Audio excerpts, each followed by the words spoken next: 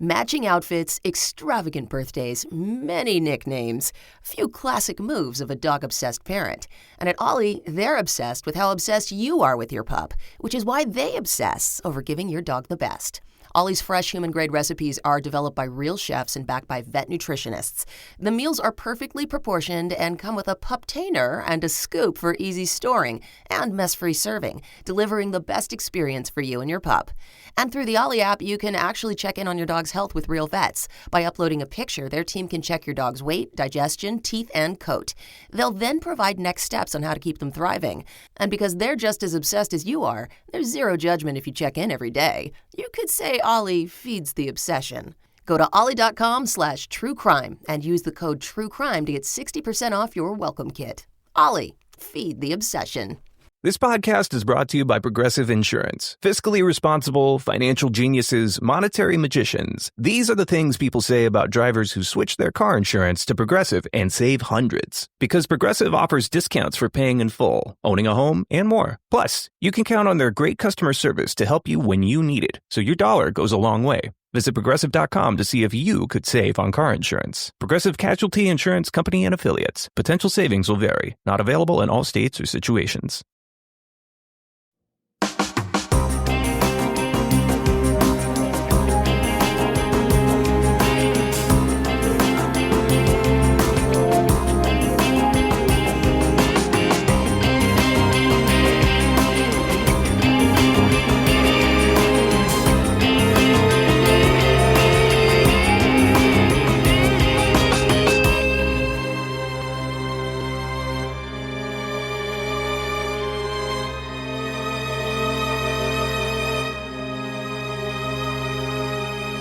Hello, everyone, and welcome to episode 454 of the True Crime All the Time Unsolved podcast. I'm Mike Ferguson, and with me, as always, is my partner in true crime, Mike Gibson. Gibby, how are you? Yo, what's up? Okay, coming at us with that today, huh? I see how you are. I just trying to throw you off. That did throw me off. Yeah. It made me laugh, too, so Okay. I very much appreciate it. Hey, let's go ahead and give our Patreon shout-outs. We had Steve Wilmer jump out at our highest level. Hey, what's going on, Steve? Bianca Eichenboom. Oh, thanks, Bianca. Angela Gillum. Well, hi, Angela. Madison Poston. What's going on, Postone? Sarah Whelan. Hey, Sarah. Niqui Weaver. Niqui in the house. And last but not least, Brett Stewart. Oh, look at Brett, man. And then if we go back into the vault, this week we selected Shannon Barber. I was just thinking, I'm hoping it's Shannon. Yeah. And it was. You said that before we even started taping. I know. It's amazing. I got that ESP. Mm-hmm. Is that what that's called? What am I thinking right now? Yeah. Can't say. So we have an episode, a new one out on True Crime All the Time. And to me, Gibbs, it's just a fascinating one. It's on Grady Stiles Jr. This guy was a carnival performer who called himself Lobster Boy. But, you know, he killed a man, frankly, got away with it, and then was later killed himself in a kind of a murder for hire plot by his family. Yeah, it's got some other twist. Yeah, I don't want to give all of it away, but it's a very fascinating case. And then we have a new episode coming out on Thursday, and it's on Connie and Larry Van Oosten. They were abducted from their home by a masked man and held in a makeshift dungeon inside a basement. Yeah. So there's a lot of, you know, like you would say, twists and turns in this one as well. Make sure you check it out. All right, buddy, are you ready to get into this episode of True Crime All the Time Unsolved? I am. We're talking about Marilyn McCown. Marilyn Niqui McCown disappeared just a few weeks before her wedding while doing her laundry on a Sunday afternoon. Her family doesn't believe she would leave on her own. She had her fiancé and the wedding to look forward to and a daughter she loved very much. But over 20 years later, Niqui remains missing. And I think this is a common theme, right? That we see in unsolved cases. Someone disappears, but they're not found. So there is a question. Is it possible someone could up and leave? And it is possible. There's actually a story that just came out about a woman, a mother, I think, of 3, who was just recently discovered to be alive. Wow. And she said, hey, I just started a new life. So as much as we say it's unlikely, it does happen. But, for a family, it's kind of hard to believe. She's about ready to get married. She loves her fiance and she has a daughter. So it makes you think, if they just wanted to get up and leave, who could do that to somebody that they are supposed to love? Yeah. Yeah. Yeah. And in the case of her daughter, take care of and be responsible for. Marilyn Renee Nicole McCown, who went by the nickname Niqui, was born and raised in Richmond, Indiana. She was the youngest of 10 children. That's a big family. It is a big family. Every time, I hear about one of these big families, I can't help but think about the grocery bill, because I know what my grocery bill, is like now and has been with just 2 kids. And some of those aren't even in the house half the time. I'm just thinking you're really going to have to make things stretch. Yeah, you do, right? You got to kind of maybe cut down on the streaming services, or you got to make big meals and make them stretch out over a couple of days or something, because we know how expensive food is right now. Think about how much laundry that would be. Everything. 10 kids. Toilet paper. Oh, man. How much toilet paper are you buying for 10 people? That's a lot of toilet paper. Or 10 kids plus, adults. Nikki's sister, Michelle, told Dateline, it felt kind of like the Brady Bunch. Me and Nick are a year and a half apart, so we're very close. They spent a lot of time playing with dolls together. And as teenagers, they talked about boys in school. What was your favorite doll that you played with? Stretch Armstrong. That was your favorite one? Yeah. Okay. Except we didn't call it a doll. It was called an action figure, action hero. That's right. As a teenager, Niqui started dating Stephen Johnston. Their daughter, Peyton, was born in 1992. Peyton said about her mother, she was always smiling and laughing, looking for fun things to do. I always felt loved by her. That's what you should feel by your mom. Exactly. A far cry from kind of what we talked about in our True Crime All the Time episode this week, which was some kids not feeling a lot of love from their father, at least. Niqui and Stephen split up when Peyton was about 3. They had what was described as a tumultuous relationship. According to Michelle, Stephen was abusive.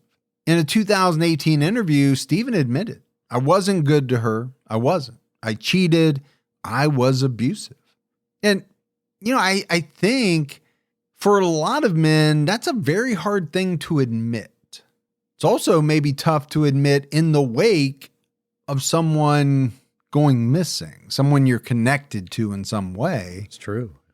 But he's stepping up, right? He's saying, I wasn't a good guy. I wasn't good to her. I cheated on her. I was abusive towards her. And that's why we're no longer together. At the time of her disappearance, Niqui had worked for the Ohio Department of Rehabilitation and Correction. She was attending classes at Sinclair Community College, so she could work her way up through the corrections department. It's a good community college right here. It is. I mean, it's very close to where you and I live. Yeah. By 1997, Niqui was dating a man named Bobby Webster. According to Michelle, they dated in high school for a while, and then he moved to California. And then he came back to the Richmond area. He was very outgoing. It seemed like they had a lot of love. So we just talked about Sinclair, right, being close to us. Right. Richmond, Indiana is very close to us as well. It is. But I think they may also have maybe a satellite campus there too for Sinclair. Yeah. Niqui and Bobby were engaged and planned to get married on August 18th, 2001. And it was said that Niqui was happy. She was excited about the wedding. Most brides are. And yeah, I was going to say, let's face it, most brides are. If not, then why are you getting married? Yeah, you might want to stop and check what's going on. Because my daughter is set to get married later this year. Now, her relationship maybe is a little different. They were high school sweethearts. They've been together for like 9 years. I just assumed that they were already been together. Yeah, no, and they are married. Yeah, it was essentially her first boyfriend. Yeah, and they've been quasi married for what seems like a very long time. But they are officially getting married later this year. Niqui's sister Michelle recalled she spent so much money on this wedding. She wanted it to be the perfect wedding. She wanted her face to be perfect, her hair to be perfect, her body to be perfect. And okay, I think we all know that weddings can be very expensive. Even if you go low key on a wedding, some of that stuff adds up very quickly. It does. It really does. Food's expensive. Flowers are expensive. I mean, I just went through it a year and a half ago with my daughter getting married. And it is not cheap. But I think there is a lot of expectations on the bride. And I think the bride wants to, a lot of brides have dreamed about this day. Well, sure. So they want to look a certain way. They want to, body-wise, appearance. But they also want the whole event to look a certain way. Storybook. Well, the expectation is you're only going to do it once. Well, yeah, exactly. That may or may not be the case, but that's the expectation. As it should be. Niqui went missing on July 22nd, 2001, just a few weeks before her wedding. That morning, Niqui and Bobby went to church. In the afternoon, Bobby met his best man to be fitted for their tuxes. Niqui took Bobby's car to the laundromat. She often went with a cousin, but this time she went alone. After getting his suit fitted, Bobby stopped at a jewelry store to pick out a wedding ring as a surprise for Niqui. Niqui was seen at the laundromat at 1:55 p.m. Between 1:55 and 2:55, she visited her parents' home, where her mother was watching her daughter. Niqui stormed into her mother's kitchen, upset over two creepy men who harassed her at the laundromat. Barbara McCown recalled that she laughed at first. Niqui was a beautiful woman, and she thought a man was trying to make a move on her. However, Niqui seemed very upset by this interaction. Well, one, she's got a lot going on in her life. Last thing she probably wants is someone to even mess around with her. I think the last thing that a lot of women want is for us guys to mess with them when, number one, they're already in a relationship or they're not looking for anything. Or she's at a laundromat trying to do her laundry. She's not there to be picked up like at a bar. Oh, I thought that's where most meet cutes happened. Is it the laundromat? Was that the laundromat? Yeah. My socks got in with her socks and we had to separate them together. Exactly. And that's how we met. But, for me, I mean, this is a key part of this case, right?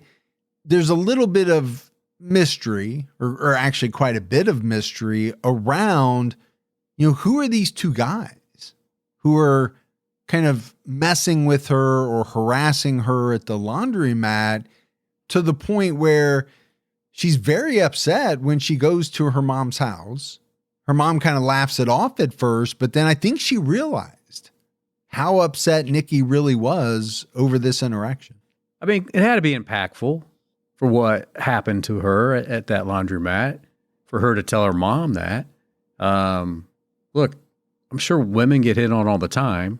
They talk about how beautiful she was. Yes. So I'm sure she did get hit on and probably had dealt with that before.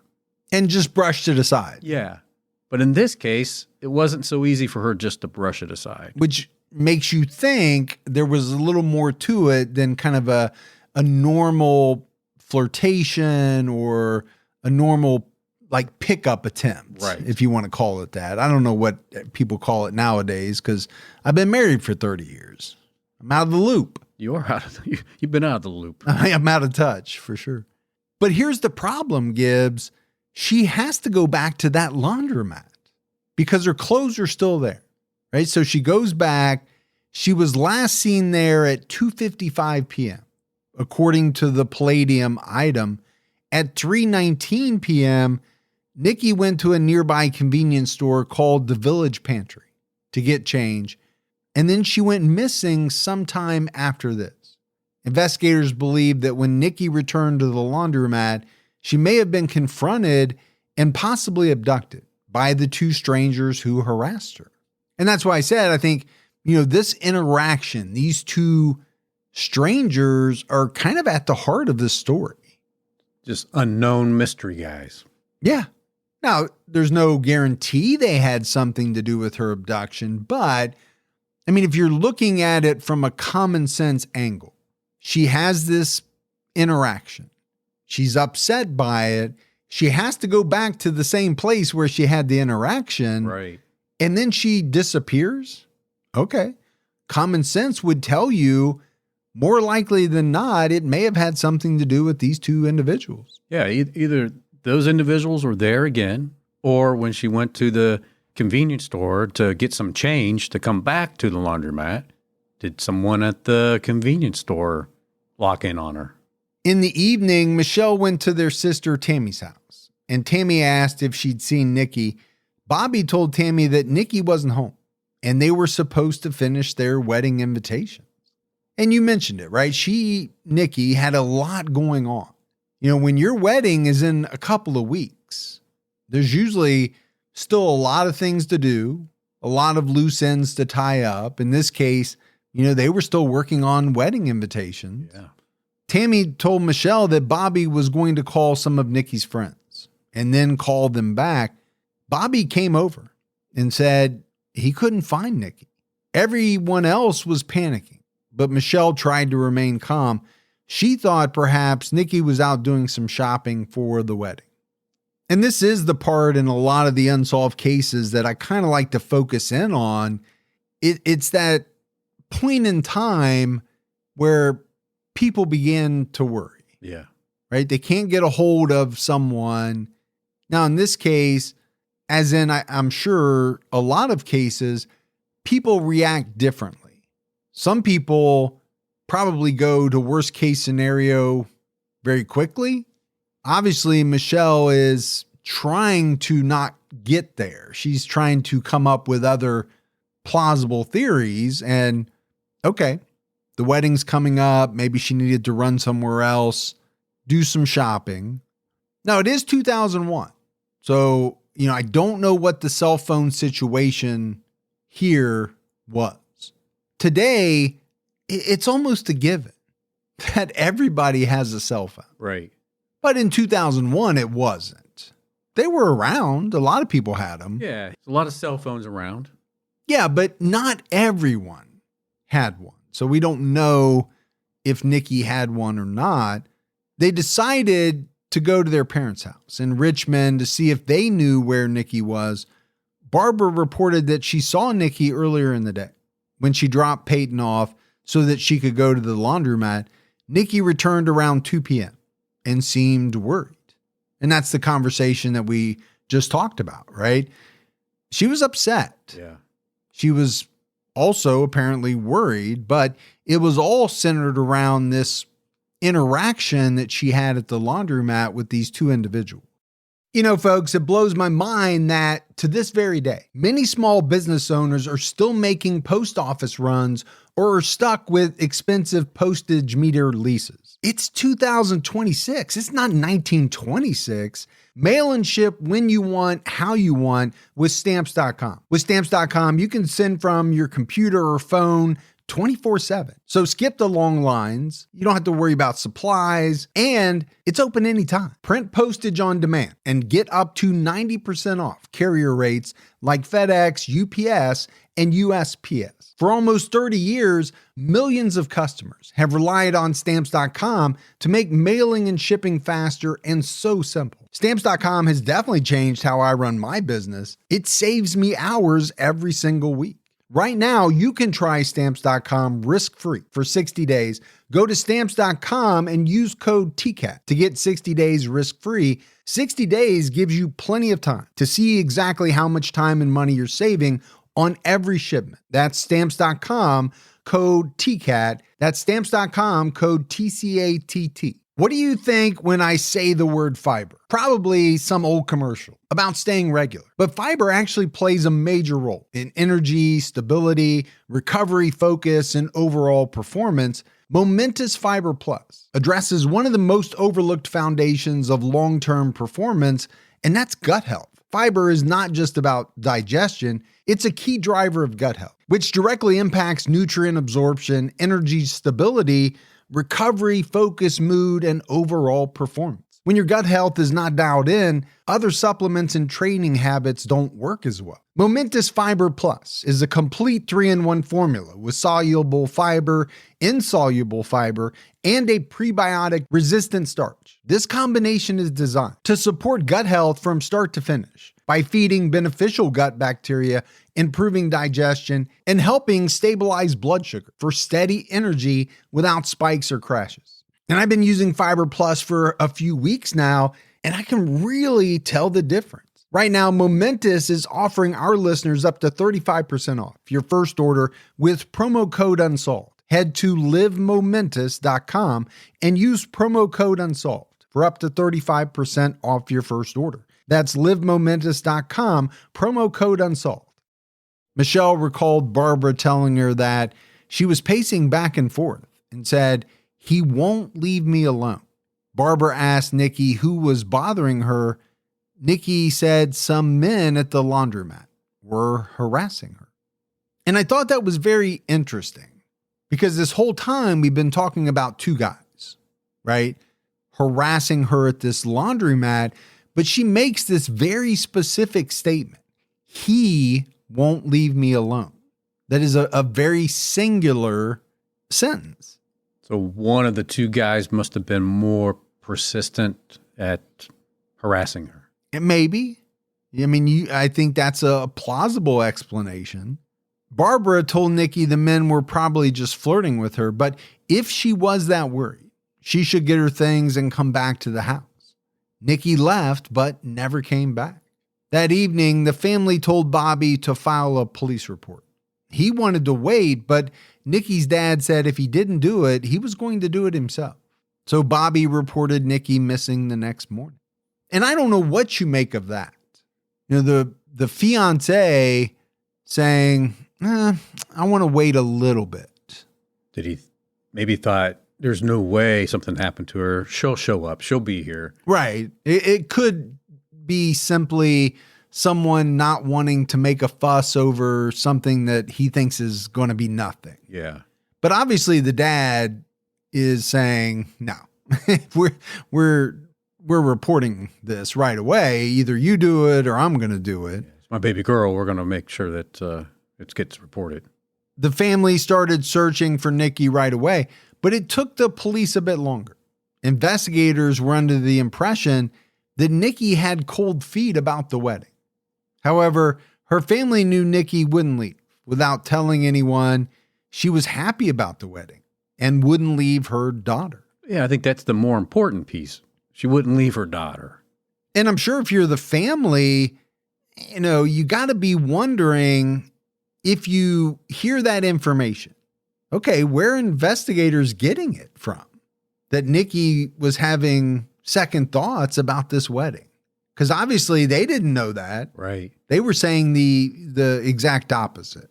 So is it just them assuming that she might have been having second thoughts? Or did it come from a real source? Yeah.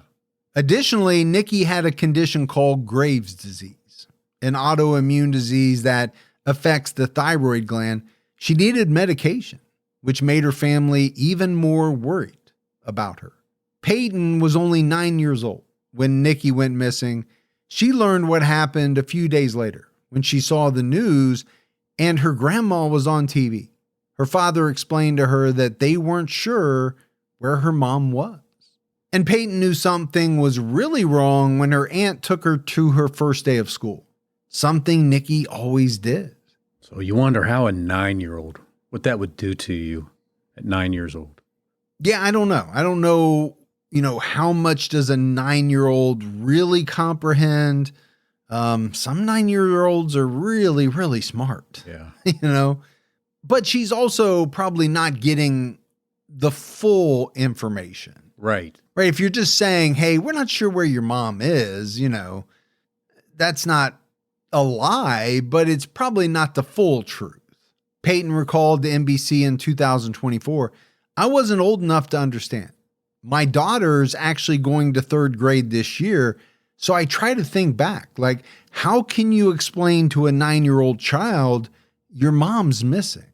It'd be tough. It would be tough. First of all, I mean, you don't want to unnecessarily scare them because that could be scarring. Yeah, you don't want to traumatize them.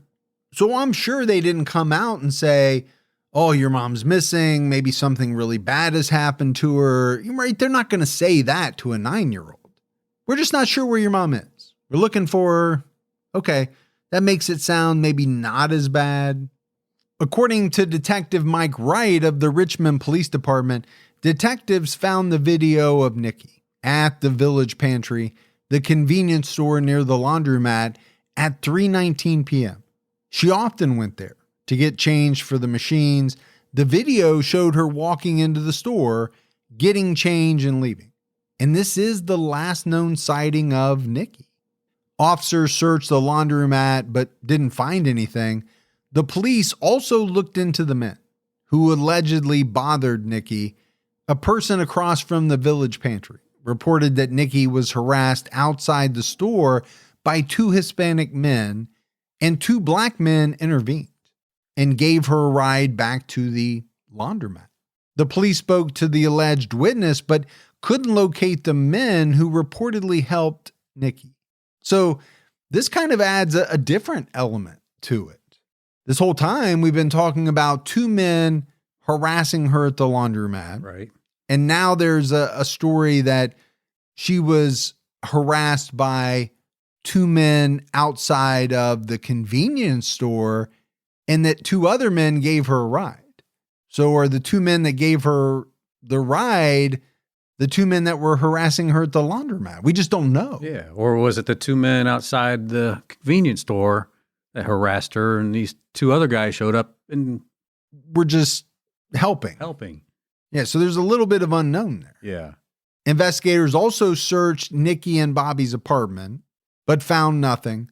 However, people were starting to notice that Bobby was acting strangely. Instead of postponing the wedding, he canceled the whole thing and demanded a refund from the reception hall. He tried to turn his wedding band in for cash, but the manager refused because Niqui paid for the ring and her name was on the receipt. The argument with the manager almost turned violent and Bobby had to be escorted from the store. So that adds another twist. It does, because I'm always concerned when someone does something that is what you would think of as very final in the wake of someone going missing. Right. So what happens if you cancel the wedding and Niqui shows up tomorrow? What happens if you turn in your wedding band and Niqui shows up tomorrow? You know, those kind of things just don't make sense when you don't have like even a shred of finality. So when you hear something like this and you recall what Niqui said at her mom's house, you know, she was talking about how these 2 creeps were bugging her. Yeah. But then she makes the one standalone comment, he won't leave me alone. So now it makes you wonder, okay, is the he someone completely different? Yeah. Yeah, I'm with you.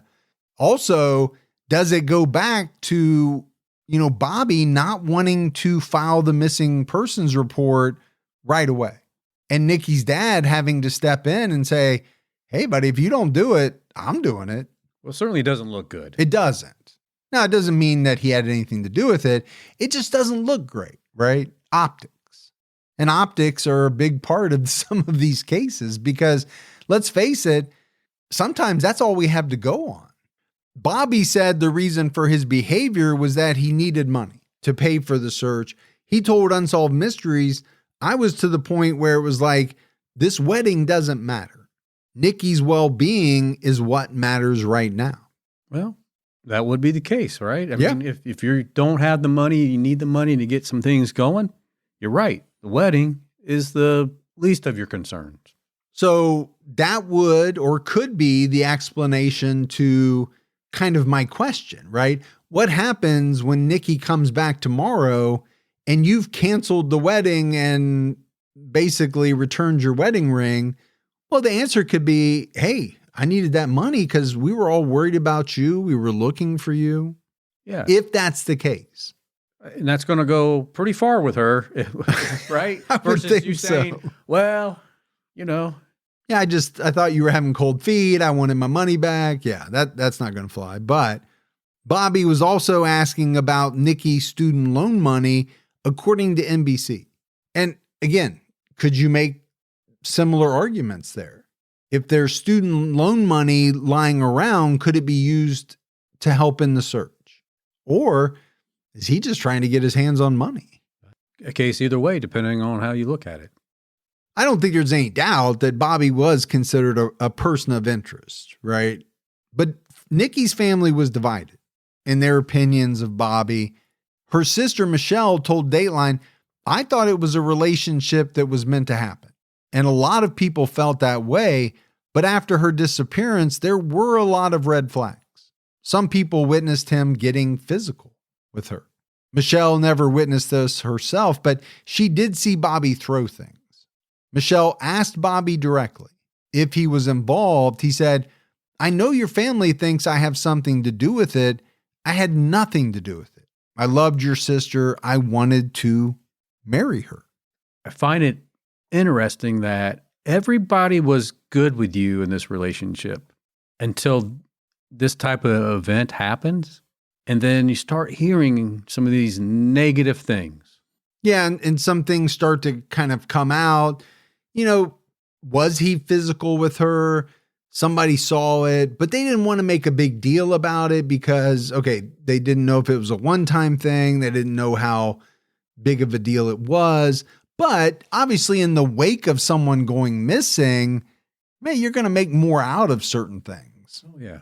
On July 25th, Bobby was called in for an interview. He provided a timeline of his day. He went to get a suit, went to his grandmother's house, and went home. In the interview recording, he called their wedding season an exciting time and said he was confused about Niqui's disappearance. Bobby was asked to take a polygraph. He initially refused, but later agreed. One of the questions he was asked was, did you have anything to do with the disappearance of Niqui McCown? Bobby said no, but the results indicated deception. Bobby denied that he failed the test and said neither he nor his lawyer saw the results. And again, we've talked ad nauseum about polygraph tests. Right. What does it mean when something is inconclusive? What does it mean when they say shows deception? Do they have to be truthful, or could they be saying that to try to make him crack? I don't know the legality of that. I know police can lie to you. Of course they can. So could they have told him that he showed deception when he really didn't? I don't know. In hopes to get something more out of him. Yes. But like you said, and we've talked about it a lot, and I think you feel the same way, we don't put a lot behind polygraph test. I don't, because the courts don't. And I think it's been proven that, you know, people can beat them. They can also be so nervous that they didn't have anything to do with anything, but they failed. Right. You know, Yeah. So I just don't know that it's an exact science in any way. On August 1st, 2001, family and friends marched to the Richmond Municipal Building to pray for Niqui's safe return. By this time, investigators suspected foul play, but with no body and no motive, they really had nothing to go on. They were also still searching for the missing vehicle. And we said it, right? Niqui was driving Bobby's car that day. It was a black GMC Jimmy. Pretty popular vehicle. Back in the day. Yeah. Was the Jimmy the equivalent of the Chevy Blazer, I think? Yeah. Now they now do make a new Blazer, which is different. I don't think they make the Jimmy anymore. And I think they made that Jimmy in actually Dayton, Moraine, Ohio, at the truck plant. Trivia tidbits from Gibby. I know. That should be a new segment in the show. Yeah. Months later, on November 3rd, 2001, the missing vehicle was found parked at the Meadow of Catalpa apartment complex in Dayton, 45 minutes east of Niqui's home in Indiana. And I've been at the Meadows of Catawba. I'm sure you have. Yeah. It's a big condo / apartment sprawling apartment complex. So Bobby's car kind of becomes central as well, right? But what do you make of it?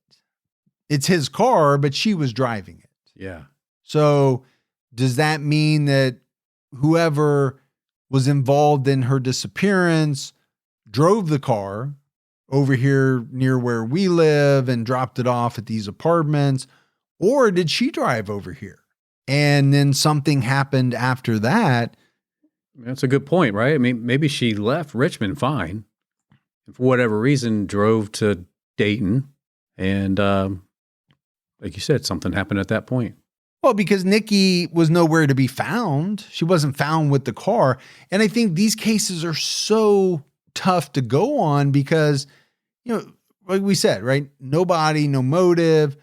As far as we know, there's been no mention of video, surveillance video. Besides at the convenience store. Yeah, but like no video of what actually happened to her. No video of someone taking her or anything like that. We just know, what was it? Somewhere around 3:30 was the last time she was seen on that video. Yeah. When they found the car, the door lock was punched out and the ignition had been tampered with and the stereo was missing. But there were no obvious signs of violence.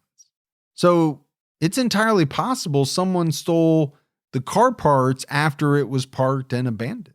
It's also possible someone stole the car in Richmond. That's true. And drove it to Dayton and then stole the car parts. And, you know, when Gibby and I first started this podcast, we had so many nagging questions from should we do this to how do we do this? But one thing became clear when it came to our podcast merch, and that's that it helps when you have a partner like Shopify on your side.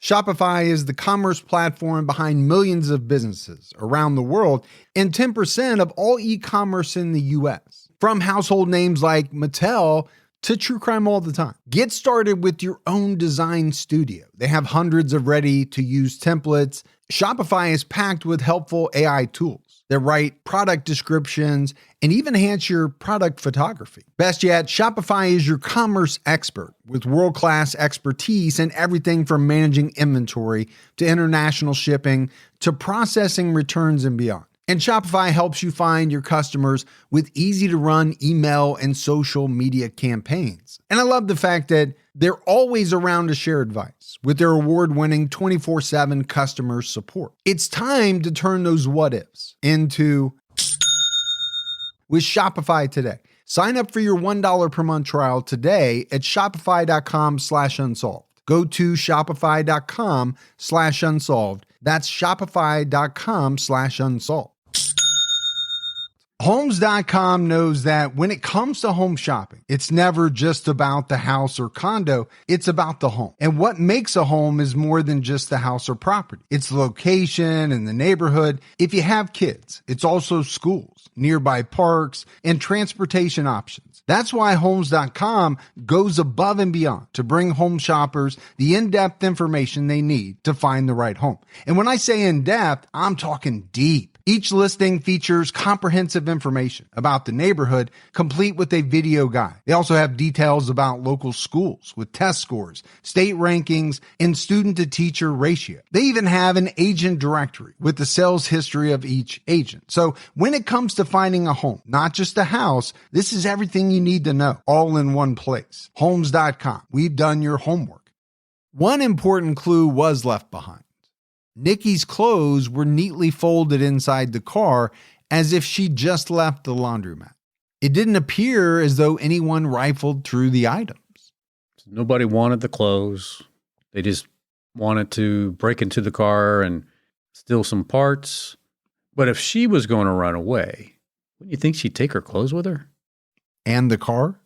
Well, yeah. Yeah, both? Yeah. But what do the folded clothes mean? Do they mean that she finished her laundry?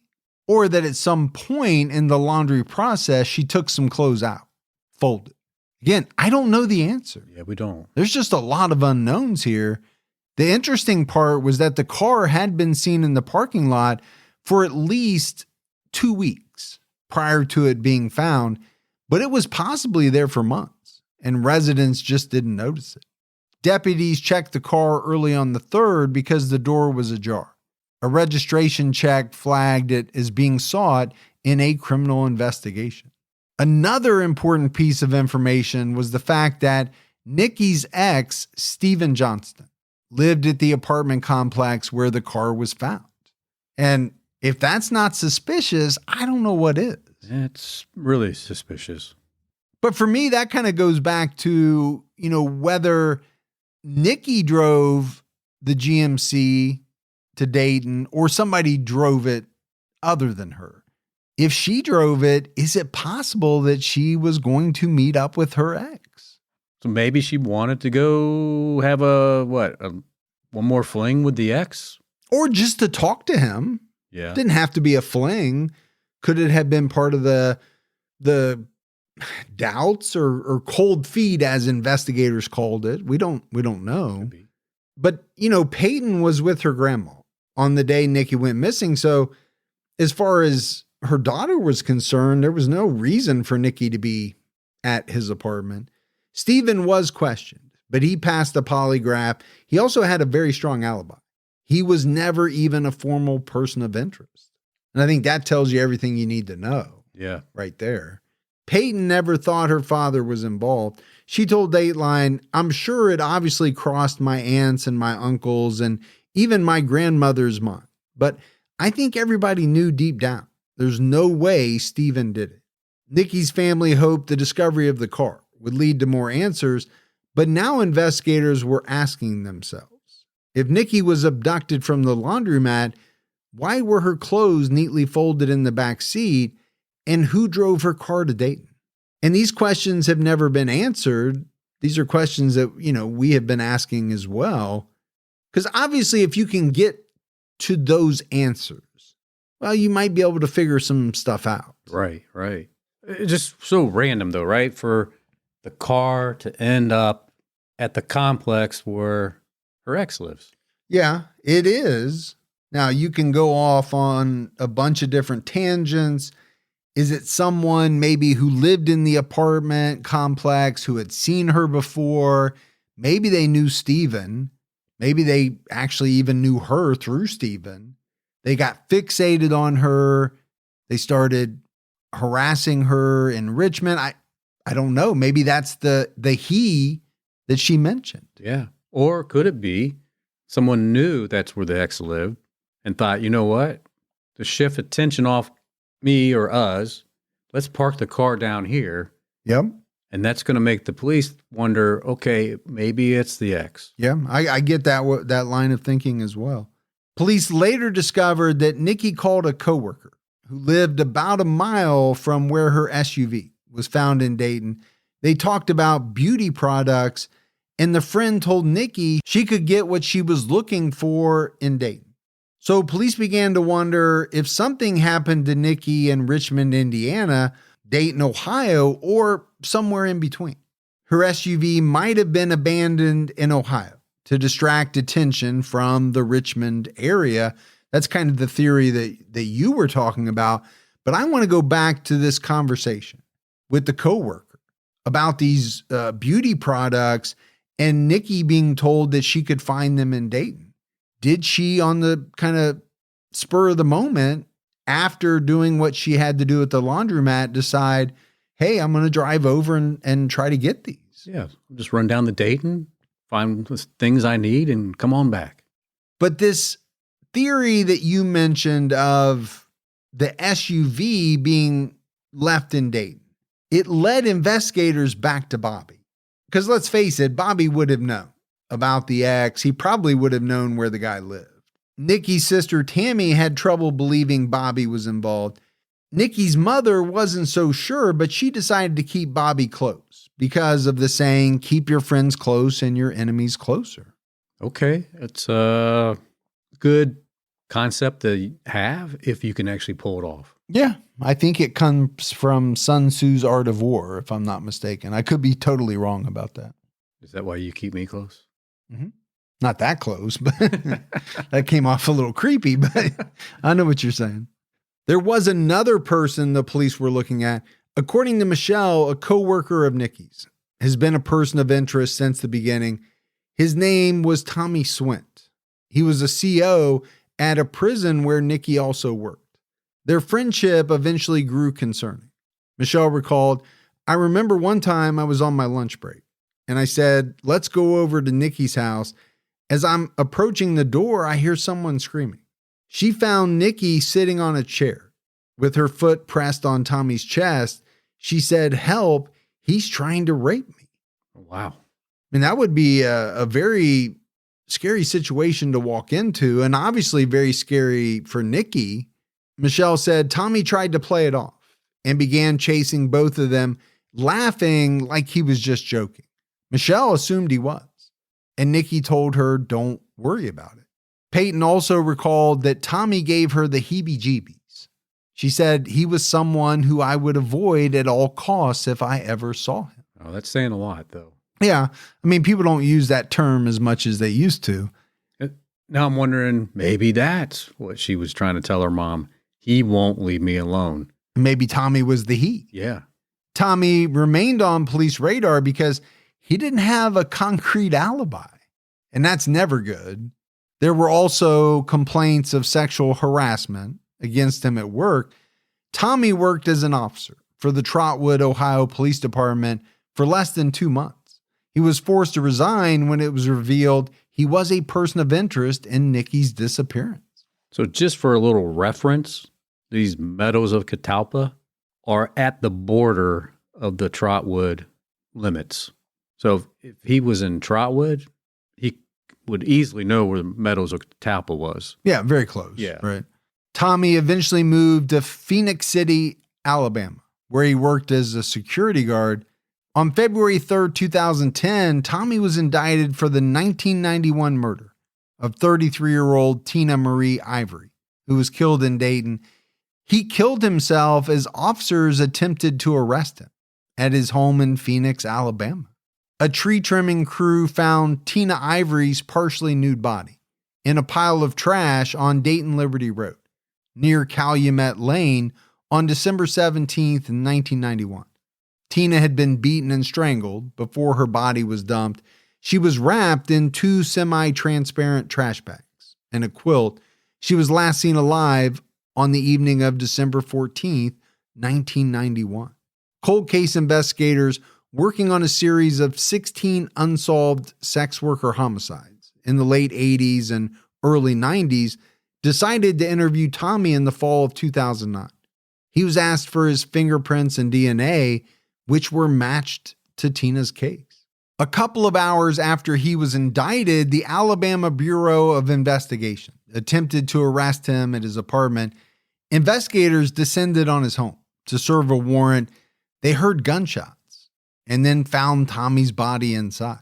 It was reported that investigators had planned to question Tommy about several unsolved cases.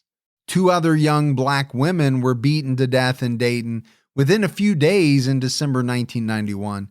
On December 14th, 21-year-old Carletta Roberts was found at the rear of 320 Kennard Avenue. 8 hours later, 26-year-old Sonia Snowden was found next to 5363 West 3rd Street. Both had been beaten to death. And then just 3 days later, Tina Ivory was found.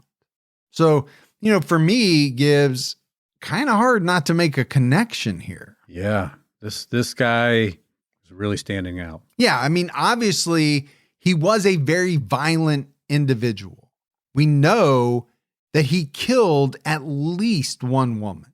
Then you have 2 other women beaten to death in a very, similar kind of span of time. Does it make the scene that Michelle walked in on seem a little more sinister than maybe Niqui was willing to admit it was? Oh, I 100% believe that. But I mean, we have a guy that does bad things. We know that he can dispose of a body. It's what he did with his one victim. I also found it interesting that the Trotwood Police Department let him go as soon as they found out that he was a, quote, person of interest. Yeah. I'm sure they were able to get more information about what police thought of this guy than the public.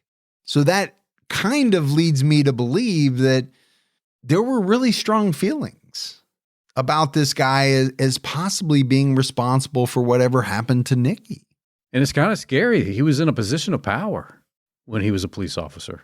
Yeah, because how could he have misused that power? And did he? You're right. That's a very scary thought. So we talked about 3 murders, right, in Dayton, one of which they know this guy committed. Yeah. At the time, authorities looked into the possibility that one killer was behind all 3 murders, but the only connection between the victims was their race and a history of drug use. Carletta's family described her as someone who was once ambitious and energetic. She was an honor roll student, but her grades fell in middle school. She started missing school after her brother Lewis was shot and killed in Dayton in November 1986.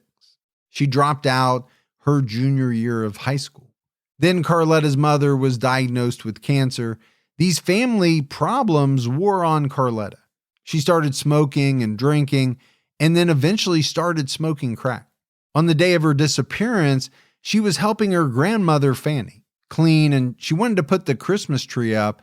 She left and told her grandma she would be right back, but she never returned. Detective Mike Wright stressed that Stephen Johnston and Bobby Webster are not persons of interest. However, Tommy Swint is still a person of interest in Niqui's disappearance. I'm sure he's got to be the primary person on that list. Yeah, I mean, how could he not be, right? Just based on all of the things that we've touched on, we know he's capable of it because he killed a woman. Yeah. Peyton told Dateline she always believed in Bobby's innocence, and they maintained a close relationship until he passed away in 2021. Bobby explained to her why he did things the way he did. Peyton moved in with her grandmother, Barbara, but also kept a close relationship with her father. She never believed he was involved, but said, "My mom is a very sensitive subject for him because he also blames himself. He feels like if he treated my mom better in their relationship, then maybe she would still be here." And there's that guilt factor that we always talk about. Sure. The police have already come out and said he didn't have anything to do, right, with Niqui's disappearance, but he feels guilty because he came out and said he didn't treat her great. He cheated on her. And if he hadn't, he feels as though maybe she would still be here today. Yeah.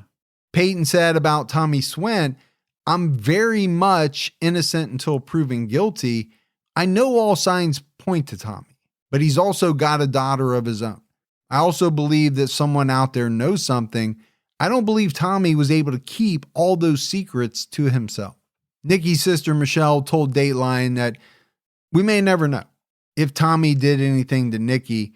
She expressed her hope that new technology could get answers for the family. Niqui's mother, Barbara McCown, died of cancer in July 2020. Peyton said that her grandmother worked hard to keep Niqui's story going and that she has since taken on that role. Grandma didn't stop. Grandma fought hard for a very long time. We haven't stopped looking for her, and we will continue looking for her. We all love her and loved her and just want her back to us. Michelle McCown Luster wanted to help families in similar situations, so she joined the Doc Ellis Foundation, a nonprofit focused on missing persons of color. Michelle is the director and outreach coordinator. She said it's a rewarding job that has helped her healing journey. And you do see that a lot, right? People who go through traumatic events, such as losing a loved one, or in this case, a loved one disappearing, they often kind of dive into some of these like nonprofit type organizations to help other families. Yeah, I think that's great. It is great. And she even says it has helped her healing. Yeah. Detective Mike Wright took over Niqui's case in 2022. He told Dateline that his department has conducted new searches of wooded areas in Richmond. The office also has Tommy's old computer. It's possible deleted files could be recovered with advancements in technology. You never know. Niqui is 5'3" and weighed 115 pounds. At the time of her disappearance, she was last seen wearing a dark swimsuit top, biker shorts, and sandals. She would be 51 years old today. Anyone with information about Niqui's case is asked to call the Richmond Police Department at 765-983-7247. So Gibbs, as we wrap this case up, obviously there were a lot of things that kind of hit close to home for us, a lot of ties to the Dayton area where you and I both live. I can't help but think about, Bobby and Steven. I think Steven was cleared very, very quickly. I think so. Bobby, maybe not so quick. I mean, there were some people in Niqui's family that thought maybe possibly he had something to do with it. I don't think there's any doubt that there was a cloud of suspicion that hung over him for some time. We said it though, right? The current detective has come out and said that it wasn't him and it wasn't Steve. Yeah, and I agree with everything you said. I mean, we know that Niqui's mom kept Bobby close to her because she kind of felt like maybe Bobby might have had something to do with it. But at the end of the day, I mean, he talked to Peyton, told her why he did what he did, and it seems like she felt comfortable with that. And like you said, the current detective says he's not a person of interest. So for me, that leaves either Tommy Swint, who we know is a terrible guy. Sure. He killed at least one woman here in Dayton. It wouldn't surprise me if he was involved in the other two deaths as well, if not more. And he had a connection with her. He did. Now, it's either him or it's somebody that is not on the radar at all, right? A complete stranger. But if you go by the percentages, it's somebody known to the victim. Right. So you have Tommy, as you said, with a connection to Niqui and having what we know is a very violent past. He was a violent individual. Heck, Michelle walked in on him trying to rape Niqui. Right. Niqui said as much, according to Michelle. Now, she also said, don't worry about it. So I don't know what that means, but obviously that situation, the way it was unfolding, wasn't good. No. So dollars to donuts, if I got to put money on it, Tommy's my man. Yeah. Yeah, he's definitely and I can say that because, he's not alive. So no. But there's no guarantee, but he doesn't look good. That's for sure. Like you said, if you had to put money down on it. That's where I'd put my money. Yep. So I feel for Peyton. We don't know what happened to her mom. She doesn't have her grandma around anymore. And I don't know if we'll ever really know what happened to Peyton's mom.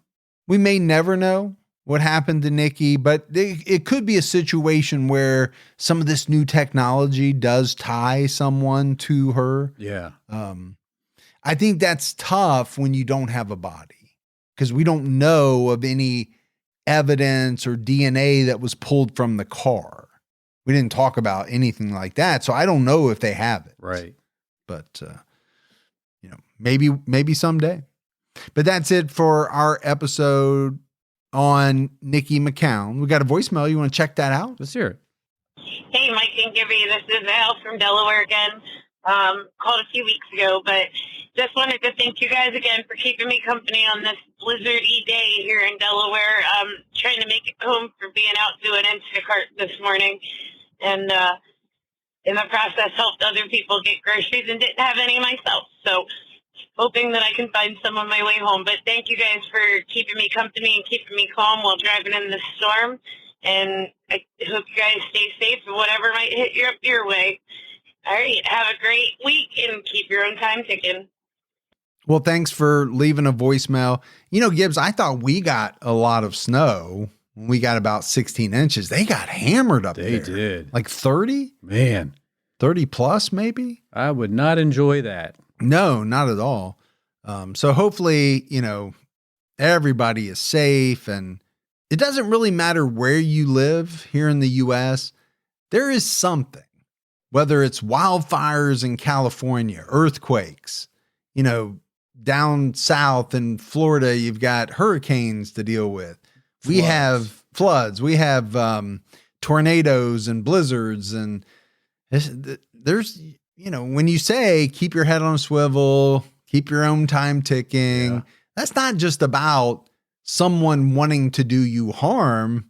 You know, you got to watch out for Mother Nature as well. It's everything. It's everything.